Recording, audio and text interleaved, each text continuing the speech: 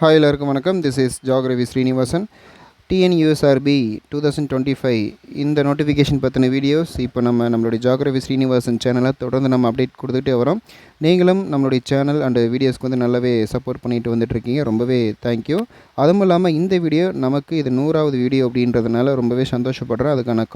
அதுக்கான பூஸ்டப்புக்கு காரணமே நீங்கள் தான்.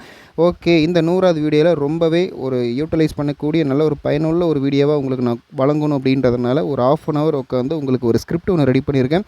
என்ன ஸ்கிரிப்ட் அப்படின்னு பார்த்தீங்கன்னா ஒன்றும் இல்லைங்க, இந்த மாதிரி ஒரு 30 நாளைக்கு உள்ள ஒரு ஸ்ட்ராட்டஜி ஒன்று போடுங்க அப்படின்ற மாதிரி நம்மளுடைய சப்ஸ்கிரைபர் கேட்டிருந்தார். அவர் கேட்ட உடனே எனக்கு 100வது வீடியோ இதில் போட்டோம் அப்படின்னா கண்டிப்பாக அவருடைய தேவை பூர்த்தி ஆகுன்ற ஒரு நம்பிக்கை, அதுவும் இல்லாமல் இந்த வீடியோ பார்த்துட்டு இருக்கிற உங்களுக்கும் இந்த தேவை பூர்த்தி ஆகுன்ற நம்பிக்கையில் தான் இந்த 100வது வீடியோவை நான் நம்பி போடுறேன். ஓகேங்களா? சரி, வாங்க ஆரம்பிச்சிடலாம். ஓகே, இப்போ அவர் என்ன கேட்டிருக்காரு அப்படின்னு பார்த்தீங்கன்னா ஒரு 50 நாளைக்கு ஒரு ஸ்ட்ராட்டஜி போடுங்க அப்படின்னு சொல்லி கேட்டிருந்தாரு. 50 நாளைக்கெலாம் வேண்டாம், ஃபஸ்ட்டு நம்ம 30 நாளைக்கு நம்மளுடைய எஃபர்ட்டை போட்டு பார்ப்போம். சரிங்களா? ஃபஸ்ட்டு நான் படித்து பாஸ் பண்ணி ஆகணும், அதுக்கு என்ன பண்ணுறது, எப்படி ஆரம்பிக்கிறது அப்படின்னு நீங்கள் வெயிட் பண்ணிகிட்ருக்கீங்க. ஆனால் உங்களுக்கு சரியான கைடன்ஸ் இல்லை அப்படின்றதுனால A to Z உங்களுக்கு வந்து எதை ஃபஸ்ட்டு ஆரம்பிக்கிறது, எது செகண்டாக ஆரம்பிக்கிறது, எப்படி நம்ம ப்ராப்பராக ஸ்டார்ட் பண்ணுறது, யார்கிட்ட போய் உதவி கேட்குறதுன்ற மாதிரி நிறைய குழப்பம் மற்றும் தயக்கத்தோடு இருப்பீங்க. ஒன்றும் பிரச்சனை இல்லை, கடை இந்த வீடியோவை பார்த்து முடிச்சிடலாம். பாருங்கள், ஃபஸ்ட்டு நான் வந்துட்டு ஒன்றுன்னா சொல்லிடுறேன். சரி, முதல் கேள்வி உங்களுக்குள்ளே என்ன தோணுதுன்னா, முதலில் எந்த சப்ஜெக்டை ஆரம்பிப்பது? சரிங்களா? விச் சப்ஜெக்ட் ஃபஸ்ட்டு ப்ரிஃபரன்ஸ் கொடுக்கலாம் அப்படின்ற மாதிரி நினைப்பீங்க. ஓகே, அதுக்கான சொல்யூஷன் நான் பின்னாடி சொல்லிடுறேன். அடுத்தது பார்த்திங்கன்னா, ரெண்டாவது நோட்ஸ் எப்படி நான் ஆரம்பிக்கிறது, நோட்ஸ் எப்படி எடுக்கிறது, ஹவு டு டேக் நோட்ஸ். ஓகேங்களா? இதுக்கும் நான் பின்னாடி சொல்லிடுறேன். மூணாவது, டெஸ்ட் பேட்ச் ஜாயின் பண்ணலாமா, நான் ஒரு ஃப்ரெஷராக இருக்கிறேன், இல்லை நான் வந்து ஒரு எக்ஸ்பீரியன்ஸில் இருக்கிறேன், so can I join to test batch அப்படின்னா அதுக்கு ஒரு விடை இருக்குது. சரிங்களா? இந்த 3 கொஷினும் தெளிவாக நீங்கள் இருந்தீங்கன்னா கண்டிப்பாக நீங்கள் இந்த வருஷம் எஸ்ஐ எக்ஸாமில் சூப்பராக படித்து தட்டி தூக்கிட்டு போயிட்டே இருக்கலாம். முதல்ல ஆசைப்பட வேணாம், அவசரப்பட வேணாம். நான் சொல்கிற கான்செப்டுக்குள்ளே தயவு செஞ்சு வாங்க. சரி, இப்போ நான் சொன்ன ஒவ்வொரு கேள்விகளையும் நான் தனித்தனியாக எக்ஸ்பிளைன் பண்ண போகிறேன். ஓகேங்களா? இதை வந்து நம்ம கிளாஸ் எடுக்க போகிறதில்ல, பயந்துக்க வேண்டாம். முதல்ல பாருங்கள், நான் ஃபஸ்ட்டு கேட்டிருந்த கொஷின் எந்த சப்ஜெக்டே ஆரம்பிப்பது, இதை வந்து ஒரு உங்களுக்கான பூஸ்ட்டு கொடுக்க வேண்டிய ஒரு தருணம். ஓகேங்களா? என்னதுன்னா, எந்த சப்ஜெக்ட் ஆரம்பிக்கிறதுன்னு கன்ஃபியூஷன் இருக்கீங்களா? பாருங்கள், 2 கேள்விகளை நான் உங்கள் முன்னாடி நிறுத்தி வச்சுருக்கேன். ஒன்று, நீங்கள் காலேஜில் என்ன மேஜர் படித்தீங்க, அடுத்தது உங்கள் ஃபேவரட் சப்ஜெக்ட் என்ன.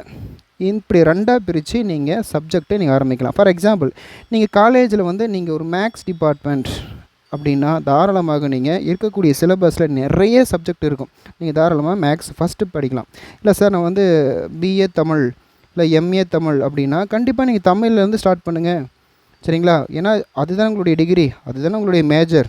அந்த மேஜர் மூலியமாக தானே எஸ்ஐக்கு அப்ளிகேஷன் போட்டிருக்கீங்க. அப்போ உங்களுடைய மேஜர் என்னவோ அதிலேருந்து நீங்கள் படிக்க ஆரம்பிச்சிங்கன்னா, ஐயோ சிலபஸ் இவ்வளோ பெருசாக அப்படின்ற மாதிரி நீங்கள் ஒன்றும் ஷாக் ஆகிறது ஒன்றும் வாய்ப்பு கிடையாது. சரிங்களா? அதுவே உங்களுக்கு செம பூஸ்டப்பாக இருக்கும். அடடே, நம்ம படித்த சப்ஜெக்ட்டு நம்ம கூடவே வருது, அடடே நம்ம படித்த சப்ஜெக்ட் நம்மளுடைய கட் ஆஃப் இன்க்ரீஸ் பண்ணுறது வாய்ப்பு இருக்குது அப்படின்றதுக்கான ஒரு பூஸ்டப் கொடுக்கும். அதுக்காக தான் நீங்கள் காலேஜில் என்ன டிகிரி முடிச்சிங்களோ அந்த மேஜரை ஃபஸ்ட் எடுத்து படிங்க. என்ன வேணாலும் இருக்கலாம், பிஏ இருக்கலாம், பிகாம் இருக்கலாம், காமர்ஸாக படிச்சிங்கன்னா எக்கனாமிக்ஸ் படிங்க, தமிழ் படித்தா தமிழ் படிங்க.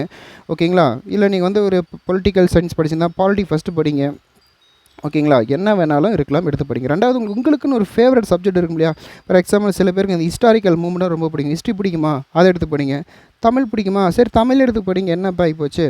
அடுத்தது உங்களுக்கு ஜியாகிரஃபி, இந்த லேண்ட்மார்க்கு, இந்த மாதிரி புவியியல் இடங்கள், நிலநடுக்கங்கள், சுனாமின் எப்படி நடக்குது, இதெல்லாம் தெரிஞ்சுக்கணுமா, அதை படிங்க.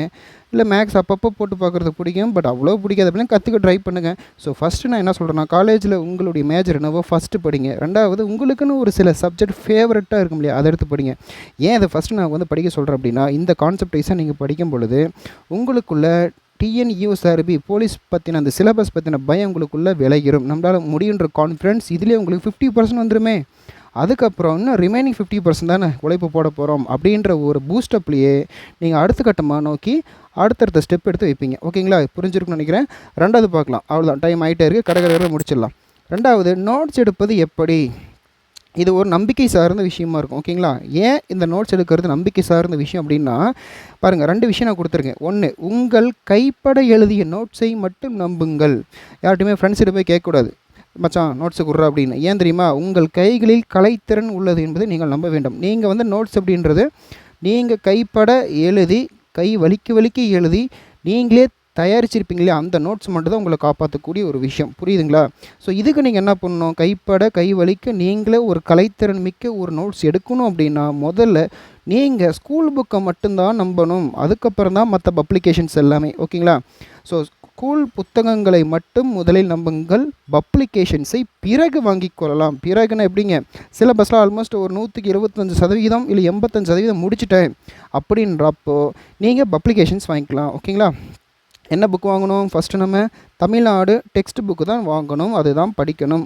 அதுவும் 2023 to 25 இருந்தால் ரொம்ப சந்தோஷம். முக்கியமாக 25வது புக்காக இருந்துச்சுன்னா, ஐ மீன் 2025ஆம் ஆண்டு புக்காக இருந்ததுன்னா ரொம்ப சந்தோஷம். ஃபஸ்ட்டு அதை படிச்சிருங்க. புது புக்கை முடிச்சுட்டு அதுக்கப்புறமா பழைய புக்கு படிங்க. ஓகேங்களா? சரி, பப்ளிகேஷன் சொன்னீங்கன்னா அப்படின்னு என்னது, பப்ளிகேஷன்ஸ்னால் ஒன்றும் இல்லைங்க. சுறா புக்கு, கணியன் புக்கு, கருப்பையா, வெங்கடேசன், அப்புறம் பார்த்திங்கன்னா லக்ஷ்மிகாந்த் புக்கு, இந்த மாதிரி நிறைய புத்தகங்கள் அவுட் சோர்ஸ் ஆஃப் புக்கெல்லாம் இருக்கும். அதெல்லாம் ஸ்கூல் புக்கை படித்து முடிச்சுட்டு எக்ஸ்ட்ரா நம்ம பீடாக போடுற மாதிரி. ஓகேங்களா? ஆனால் ரொம்ப முக்கியம்தான். ஆனால் முதல்ல ஸ்கூல் புக்கை படிக்கிறீங்களா, அதை மட்டும் படிங்க. நீங்கள் ஏற்கனவே 2-3 வருஷம் படிச்சுட்டு இருக்கீங்களா, அப்போ வேணால் தாராளமாக அவுட் சோர்ஸ் ஆஃப் புக்கு நீங்கள் வாங்கிக்கலாம், யாரும் கேட்க போகிறதில்ல. ஓகேங்களா? சரி, 3வது கொஷினுக்கு வரும். அடுத்தது, சார் நான் டெஸ்ட் பேட்ச் ஜாயின் பண்ணலாமா வேணாமா? முதல்ல டெஸ்ட் பேட்ச் யாருக்கு பொருந்துன்றதை உங்களை நீங்களே கேட்டுக்கோங்க. நிறைய ஸ்டூடெண்ட்ஸ் பார்த்தீங்கன்னா ஜாயின் பண்ண புதுசாக டெஸ்ட் பேட்ச் ஜாயின் பண்ணுறேன் அப்படின்ட்டு போகிறீங்க. புரியுதுங்களா? முதல்ல சைக்கிள் ஓட்ட பழகுங்க, அப்புறமா பைக் ஓட்ட பழகுங்க, அப்புறம் தான் கார் ஓட்ட பழகணும். எடுத்தோன்னே ட்ரெயின் ஓட்ட போகிறேன்னா இது என்ன நியாயம்? அந்த மாதிரி தான் இதுவும். முதல்ல நீங்கள் எக்ஸ்பீரியன்ஸாக இல்லை ஃப்ரெஷரான்றதை உங்களுக்கே கேட்டுக்கோங்க. முதல்ல டெஸ்ட் பேட்ச் யாருக்குன்னா சிலபஸ் கம்ப்ளீட்டருக்கு தான் டெஸ்ட் பேட்ச் வேண்டும். ஃப்ரெஷருக்கு முதல்ல உங்களுடைய வெயிட்டேஜ் என்ன, உங்களுடைய கான்ஃபிடன்ட் லெவல் என்னன்றது தெரியாமல் எடுத்தோன்னே நானும் டெஸ்ட் ட்ரைவ் பண்ண போகிறேன்ட்டு போனீங்கன்னா லைசன்ஸ் வாங்காத, இன்சூரன்ஸ் போடாத ஒரு காரை கொண்டுட்டு போய் ரோட்டில் மற்ற வண்டி மேலே இடிக்கிறது சமம், போய் இடிச்சிடுவீங்க.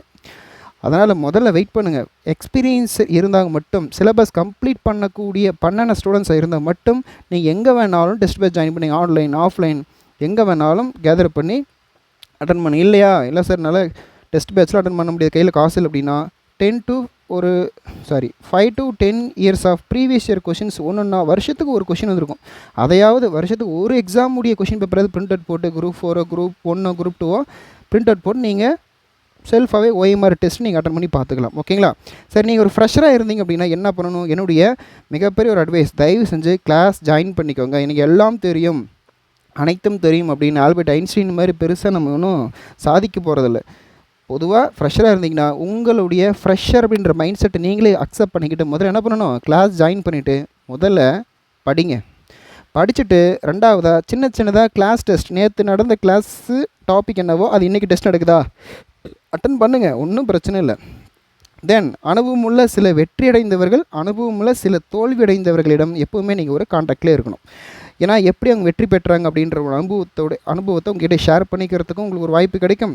தோல்வி எப்படி அடைஞ்சாங்க, 2-3 வருஷமாக நீங்கள் போலீஸ் படிக்கிறீங்க, ஏன் வேலை கிடைக்கல அப்படின்னு சொல்லி நீங்கள் ஜஸ்ட்டு கேட்டு பாருங்கள்.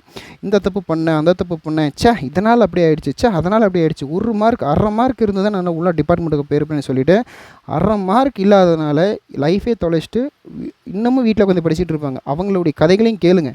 ஓகேங்களா? அதெல்லாம் கேட்கும்போது தான் உங்களுக்கு ஒரு அனுபவம் கிடைக்கும். ஓகேங்களா? எந்த தவறு பண்ணக்கூடாதுன்ற ஒரு அனுபவம் கிடைக்கும். ஓகேங்களா? அவங்கள ஒரு ரோல் மாடலாக எடுத்துக்கோங்க. தென் தேடுங்க, உங்களுக்கு என்ன தேவை தேடுங்க. தென் உதவி கேளுங்க. நிறைய பேர்த்துக்கிட்ட உதவி கேட்டு அந்த ஒரு ஹெசிடேஷன் இல்லாமல் கேளுங்க.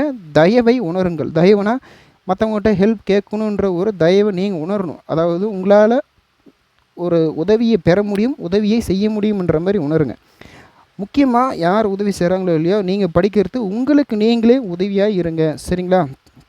உங்களுக்கு நீங்கள் தான் உதவியாக இருக்கணும். அதனால் மற்றவங்களோட உதவின்றதை விட உங்களுடைய செல்ஃப் அசிஸ்டண்ட்டை எப்பவுமே வச்சுக்கோங்க. தன் கையே தனக்கு உதவின்ற கான்செப்ட் தான் இங்கே நான் சொல்ல வரேன்.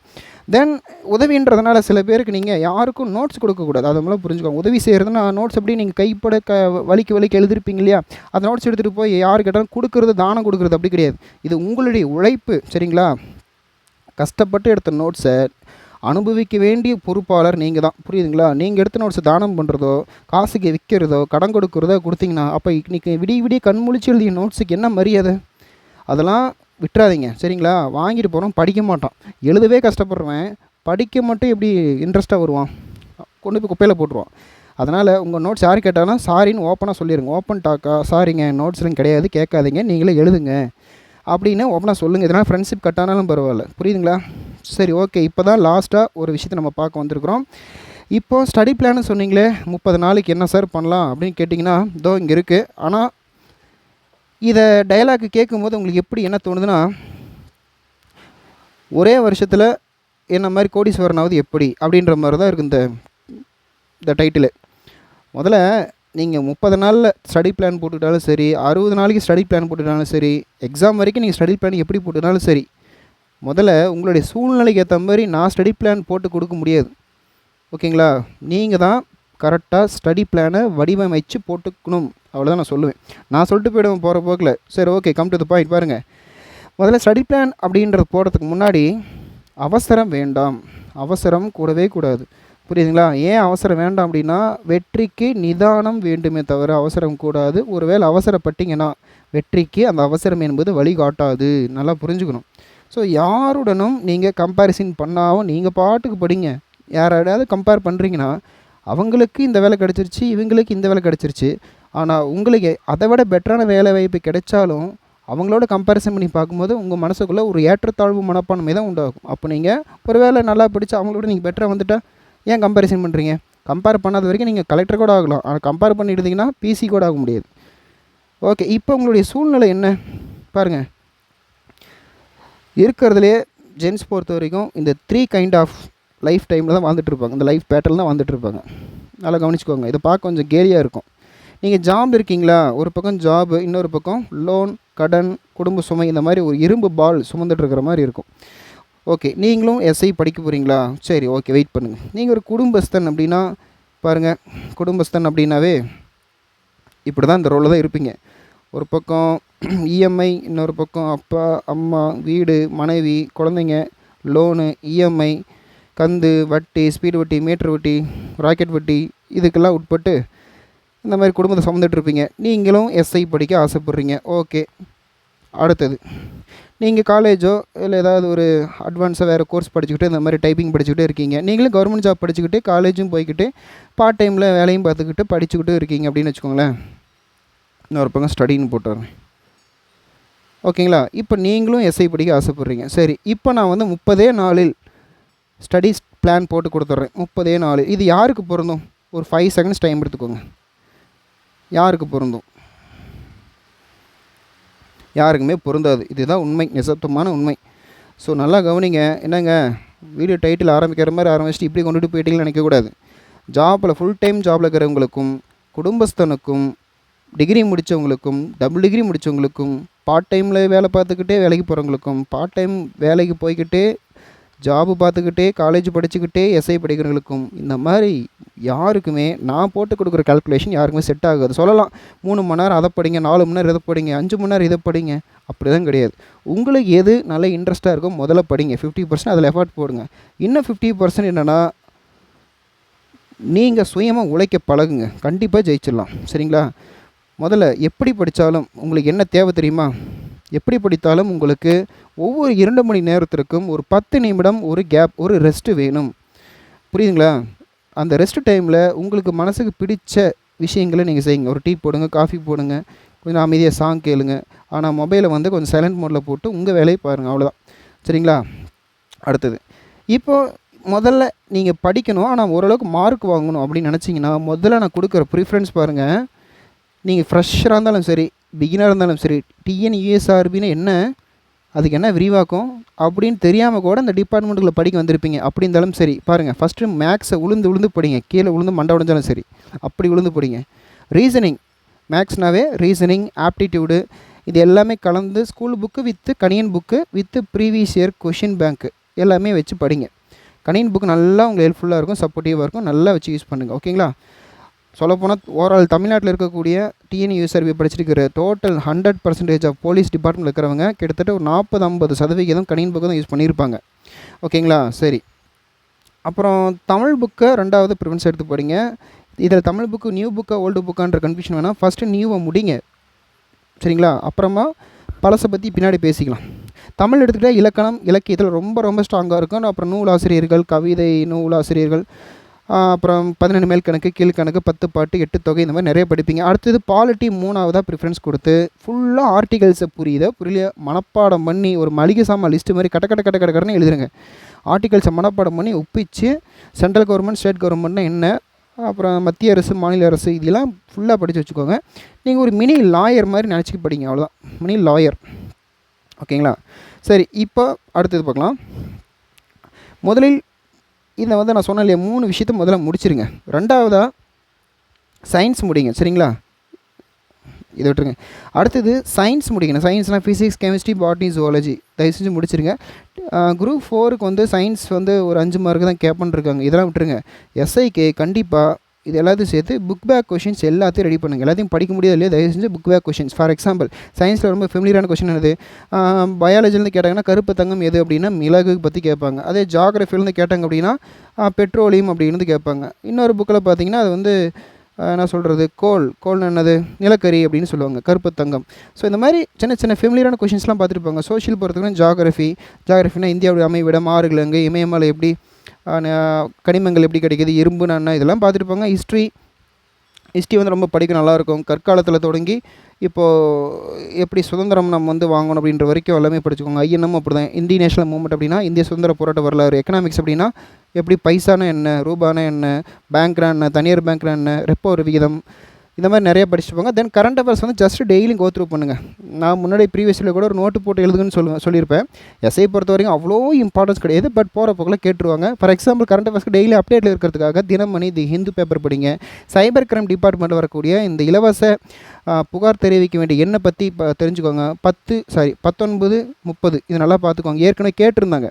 சரிங்களா? சைபர் கிரைம் இந்த மாதிரி சைபர் ஃப்ராடு பற்றி நம்ம இலவசமாக புகார் தெரிவிக்க வேண்டிய எண் 1930. இதே கொஷின் இப்போ பார்த்துட்டு இருக்கிற நேரம் கூட டிஎன்யூஎஸ் ஆப்பில் கேட்குறது வாய்ப்பு இருக்குது. அதனால் சூழ்நிலை வினாக்கள், உதாரணத்துக்கு நீங்கள் வந்து போலீஸாக இருக்கீங்க, ஜீப்பில் போய்ட்டுருக்கீங்க, உங்கள் கண்ணு முன்னாடி ஒரு ராபரி நடக்குது, இப்போ நீங்கள் ஒரு போலீஸ் காவலராக என்ன செய்வீர்கள் அப்படின்ற மாதிரி கேட்பாங்க.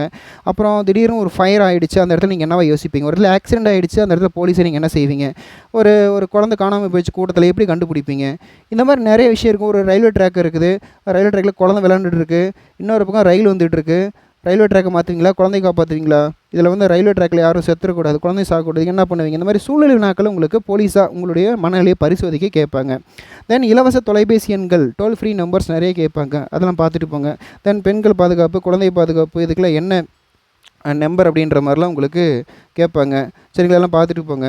தென் முதலமைச்சருடைய திட்டங்கள் கண்டிப்பாக பார்த்துட்டு போங்க. ஏன்னா முதலமைச்சர் மூலியமாக தான் உங்களுக்கு அப்பாயின்மெண்ட் கிடைக்கும். சரிங்களா? அதனால் அவரை பற்றி ஒரு கொஷின் கேட்காம இருக்கவே மாட்டாங்க, கண்டிப்பாக கேட்பாங்க. தென் விளையாட்டு விவகாரங்கள், பொருளாதாரம், நீதிபதி, நியமனம், புவியியல், எக்ஸட்ரா அடேங்கப்பா. என்கிட்ட எடிட்டிங்லாம் எந்த ஒரு ஆப்ஷன் கிடையாது, என்கிட்ட லேப்டாப்லாம் கிடையாது. இருக்கிறத வச்சு நான் கண்டினியூஸாக மூச்சுடாமல் பேசிகிட்டு இருக்கேன். சரிங்களா? இதெல்லாமே நானே கொஞ்சம் ஸ்கிரிப்ட் ரெடி பண்ணி போடுறதுனால 100வது வீடியோ நல்லா உங்களுக்கு ரீச் ஆகணும், நீங்கள் நல்லா படிக்கணுன்றதுக்காக தான் இவ்வளோ எஃபர்ட் போட்டுட்ருக்கேன். ஓகே, இப்போது நம்ம பிளான் பார்த்துருவோம். இப்போ நீங்கள் 30 நாள் எப்படி படிக்கணும் அப்படின்னா, நீங்கள் எப்படி வேணாலும் படிங்க, ஆனால் உங்களுக்கு முதல்ல பிடிச்ச சப்ஜெக்டை விட்டுறாதீங்க. நோட்ஸ் நல்லா நீங்களாக கைப்பட எழுதுங்க. டெஸ்ட் பேஸ் ஜாயின் பண்ணுறது நீங்கள் ஃப்ரெஷராக இருந்தீங்கன்னா ஜாயின் பண்ணவே பண்ணாதீங்க. எக்ஸ்பீரியன்ஸ் இருந்தால் மட்டும் ஜாயின் பண்ணுங்கள். ஜாயின் பண்ணி உங்களுடைய ஓஎம்ஆரில் டெஸ்ட் எழுதிட்டு எவ்வளோ மார்க் வருதுன்றதை பார்த்துட்டு 100க்கு 90 வந்துச்சுன்னா சந்தோஷப்படுறதுக்கு ஒன்றும் இல்லை. அந்த 10 மார்க் எங்கே போச்சுன்றதை கண்டுபிடிக்கிறதுக்கு நீங்கள் படாத பாடு போடணும். புரியுதுங்களா? ஒரு டெஸ்ட் அப்படின்னா 100க்கு 100 வாங்கிட்டோம், சந்தோஷப்படுறதுக்கு இல்லை. நம்ம எவ்வளோ கேள்விகள் நமக்கு தெரியாமல் இருக்குது அப்படின்றத கண்டுபிடிக்கிறதுக்காக தான் டெஸ்ட் அட்டன் பண்ணுறோம். இதை நீங்கள் கண்டுபிடிங்க. ஓகேங்களா? ஸோ இந்த கான்செப்ட் நல்லா பார்த்துக்கோங்க.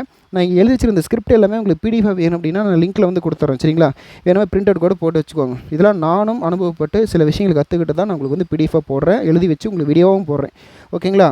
ஓகே, நம்மளுடைய ஜாகிரபி சீனிவாசனில் டிஎன்யூஎஸ்ஆர்பி சம்மந்தப்பட்ட நிறைய வீடியோஸ் உங்களுக்கு வந்து ஃபயர் மாதிரி வந்துக்கிட்டே இருக்கும். ஸோ இந்த வீடியோ உங்களுக்கு பிடிச்சிருந்து அப்படின்னா நம்மளுடைய 100வது வீடியோ சும்மா தட்டி தூக்கி நல்லா லைக் அண்ட் ஷேர் கொடுத்து நல்லா உங்களுடைய ஃப்ரெண்ட்ஸ் சர்க்கிள் யாரெல்லாம் காக்கி சட்டையை மாட்டி ஆகணும், ஒரு கிடுக்குப்பிடி பிடிச்சாவும் ரொம்ப வெறித்தனமாக இருக்கிறாங்களோ அவங்களுக்கு இந்த வீடியோ ஷேர் பண்ணி நல்லா ஃபயர் மாதிரி படிங்க. அடுத்த வீடியோவில் இது போன்ற அடுத்து ஒரு சுவாரஸ்யமான ஒரு வீடியோவில் நான் உங்களை சந்திக்கிறேன். ஓகேங்களா? தேங்க்யூ ஃபார் வாட்சிங். தேங்க்யூ.